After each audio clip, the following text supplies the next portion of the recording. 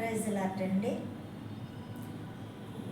మనము దేవుని అంగీకరించినప్పుడు స్థిరులై ఉండి ధైర్యం కలిగి అపవాదిని ఎదిరించే ప్రార్థనా శక్తి గలవారమై ఉండాలని దేవుని వాక్యము సెలవిస్తుంది.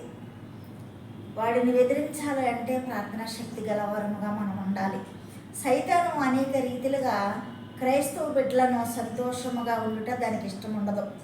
ఏదో ఒకటి కలహం, ఏదో ఒక వ్యాధి, ఏదో ఒక బాధ, ఏదో ఒక నింద పెట్టి కుటుంబాల్లో మరి యొక్క జీవితాల్లో చాలా తొందరపాటు చేస్తుంది అపవాది.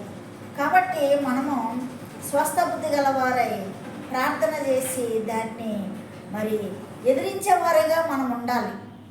మరి మనము ప్రార్థించినప్పుడు అపవాది పారిపోవాలి.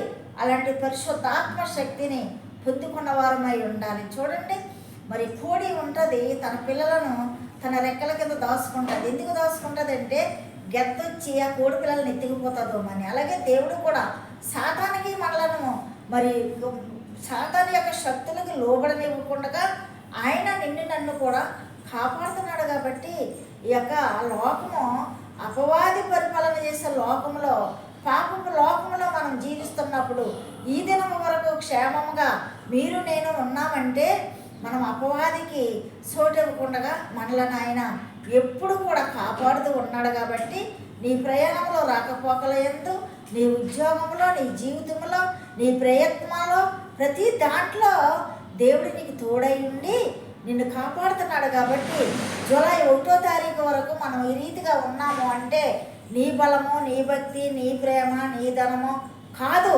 దేవుని మహాకృపను బట్టి ఈ జూలై 1వ తారీఖు వరకు క్షేమముగా ఉన్నాము. కాబట్టి ఆయనకి కృతజ్ఞతాస్తుతులు స్తోత్రాలు చెల్లించాలండి.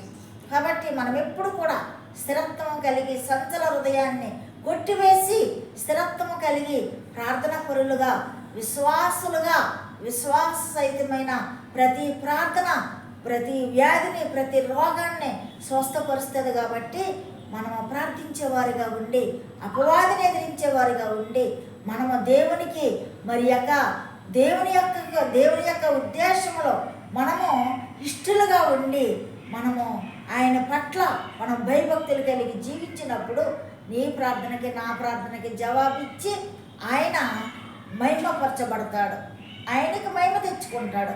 కాబట్టి స్థిరత్వం కలిగి స్థిరమైన ప్రార్థన చేసేవారుగా మనం ఉండాలని దేవుడు కోరుతున్నాడు.